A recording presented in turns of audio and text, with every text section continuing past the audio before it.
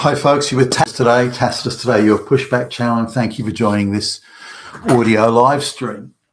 In this essay, I'd like to talk about school segregation and maybe go back in time to, say, the 1950s in the United States, where there was a bit of a thing about that segregated schools were the cutting edge of evil racism, and only completely racially mixed schooling would do. Now, we've gone kind of full circle really here, because if you look at black students in a lot of high schools and universities now, they don't want to be around white people at all.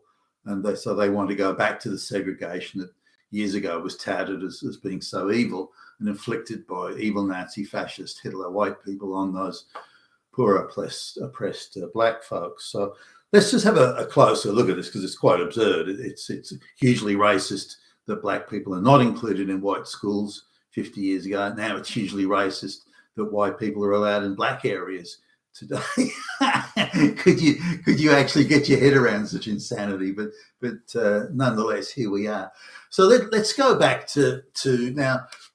When I was a kid at school, my folks sort of travelled around for quite a bit, so I went to quite a lot of schools and learnt the view of an outsider coming in, and so you kind of semi-detached from the local thing because you didn't grow up there, you haven't known all the people, so you tend to have an observer status, at least for a while, until you start fitting in the groove. But the most interesting thing, as I think back, was I went from a small village school to a big city school, then from a school in a poor area and a school in a middle income type area to a school in quite an affluent area.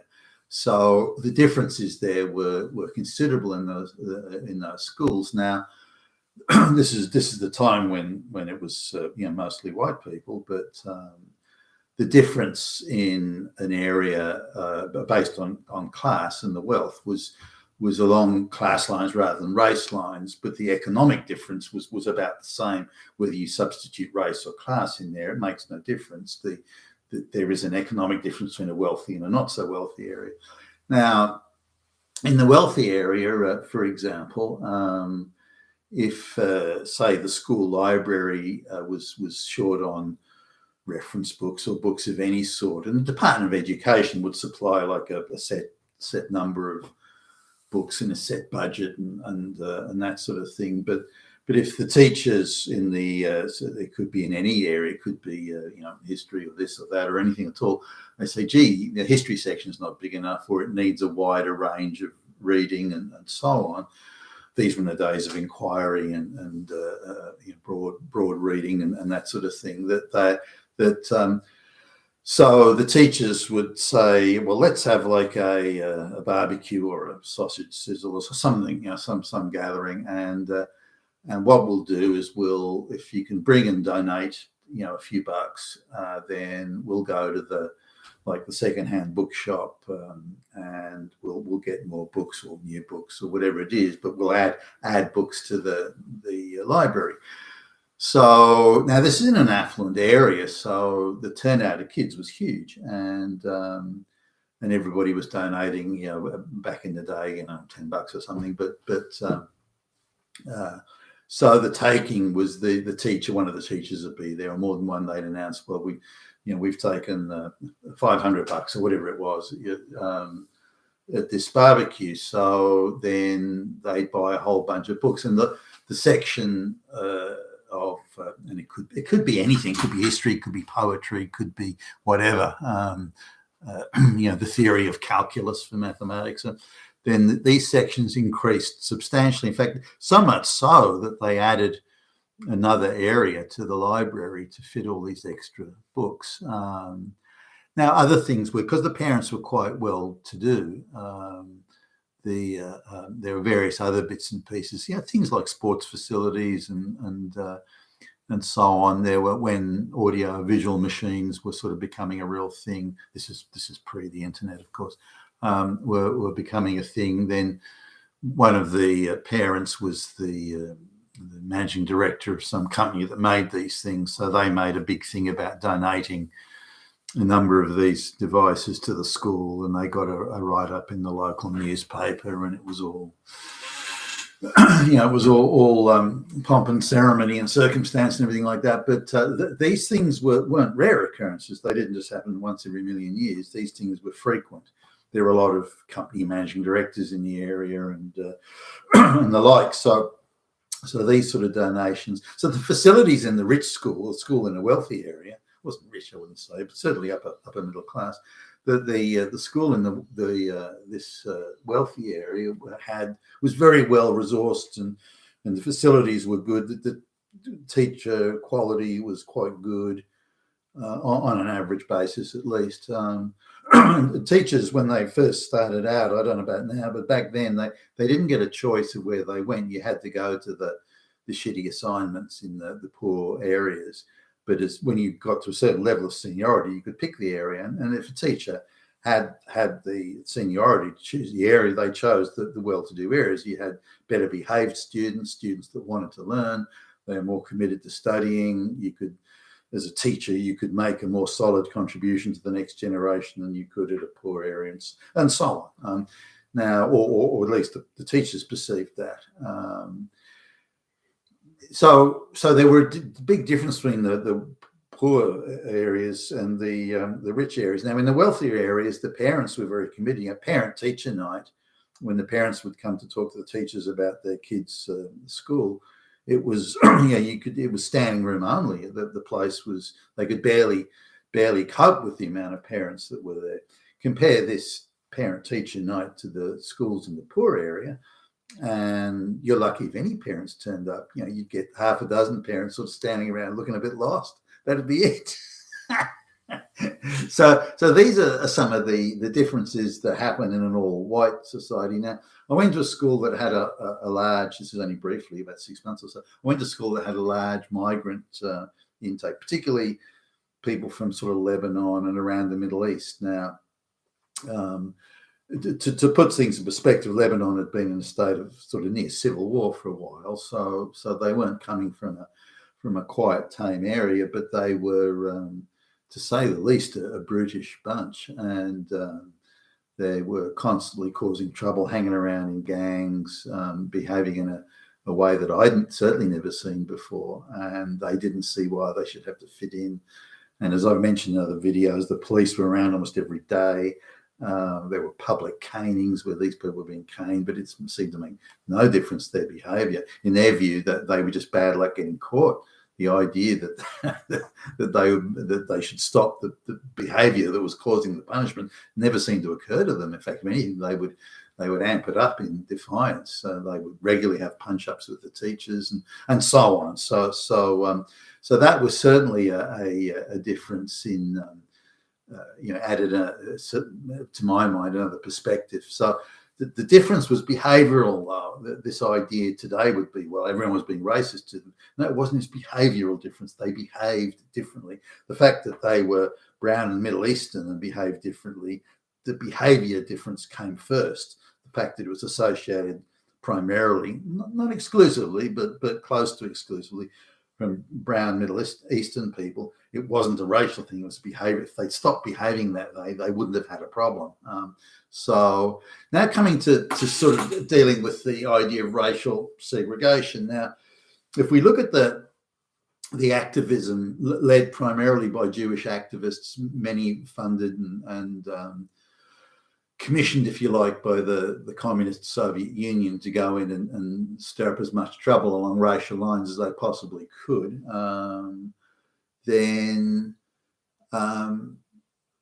it was never a genuine activist thing. The communist Marxist sort of attitudes took, are the outcomes equal between the races? They're not racism, rather than anything else. Now, if we look at the schools at the time, they were all white areas. Now, the boundaries that the education department in any country, but the boundaries were such that if you lived in that area, that geographical area, then you would go to school X, that school down the road there. If you lived in a different geographical area, you would go to another school. Now, given that the blacks lived in pretty much, totally homogenous areas, and the whites lived in pretty much totally homogenous areas. The whites would end up at one school and the blacks would end up at another. That's not surprising. That's the same anyway. I should add that the school that the school with all the Arabs in that I went to briefly, my folks didn't really want me to go to that school, and for obvious reasons. But the catchment area for that school was 2 streets away from another school that they did want me to go to, and they tried to send letters to the education department. No, you're in this catchment area. That's the school for that catchment area. And so there's nothing racist about it or anything like that. That's kind of how things work, no matter what race you may or may not be. So this idea that there were all white schools and all black schools, and that was segregation, and it was evil, it was racist, it was Nazi, and that's bullshit. Absolute bullshit. Now, the next tier of the argument was that the black schools were much less well-resourced than the white schools. Now, that I believe was true, so certainly based on what I've seen. But that's, again, that was happening in white areas where you've got a wealthy white area and a poor white area. The wealthy white area had better resourced schools, as I mentioned earlier in this essay. And the same was true of the black thing. So in the black areas that were not as wealthy as the white areas, the schools were less well resourced for a whole variety of reasons. The tax take, the expenditure per student, the involvement and contribution of the parents. And, you go to parent-teacher night in the black school, hardly anybody would turn up. You go to parent-teacher in the white school, then many, many more parents would turn up, and so on. So there's vastly different views, attitudes to education, and so on. Now, the agitation back in, say, the 1950s and the school segregation was being segregated on race because of race and only because of race and no other reason. This was a terrible lie. This was a grotesque untruth back in the day, as it would be now. So the idea was we have to create equal outcomes, and because the white schools are better, why don't we bus black kids from the black areas to the white schools? And this will create equity and equality and inclusion and yada, yada, yada. Now, if they'd taken the brightest, hardest working, most promising black students and started with them, it would have had a chance of working. But they didn't. Instead, they tried to insert kids on the basis of activism, and the most activist kids. So the kids that were most prone to placard waving were the kids they'd send, because they wanted agitators. They wanted to seed agitators in the school. Now, it doesn't mean that was 100% the case 100% of the time, that there were some promising students that were sent, but that was never the objective. The objective was activism and stirring up agitation and creating friction along racial lines, trying to exploit the fault lines rather than actually deliver a quality education. And the idea that if you send black kids out of their area to another school, 5 black kids into a school that only has white kids, that's somehow a good thing. And if you look back at the writings at the time, that'll show those damn fucking white kids, those Hitler Nazi fascists. And so the objective was never about education. It was always about political activism rather than education. Now, if I would never have had a problem with it or queried it if education was the primary or the only issue, but it wasn't. Now, also the difference in why were blacks and whites separated? Was it because of evil racism? It wasn't because of that. It was because of behavioural differences. Now, that doesn't mean you can't point to white people that behaved badly. You can, and they did exist. But the idea that it was purely based on race, black people behaved very differently, and that was perceived as so and was so, and therefore there was segregation. Now, it didn't mean that there weren't sophisticated black people that could have fitted in. Maybe there wasn't very many, but that should have started with them, and that should have been the thing. Because if their behaviour was no different than the white people, if behaviour was no different, and they were good students, then that would have worked. But they didn't do it, and because they didn't do it back then, they missed, in my view, a golden opportunity to create the sort of, or at least to an extent, create the sort of equality, equity type paradise that they fucking dream of. So when we look at it in totality, the segregation idea, boys and girls used to be segregated, and there were arguments for and against that. But the arguments for complete integration are only ever ideological. They are only ideological. Now they can say, "Oh, the white schools get more money, and that's racist." No. But the purpose is ideological, and the goal is ideological. If the goal was strictly educational, then they would approach it completely differently. And again, as I mentioned, select the brighter black students to if you like, be the vanguard of some sort of preliminary or limited integration.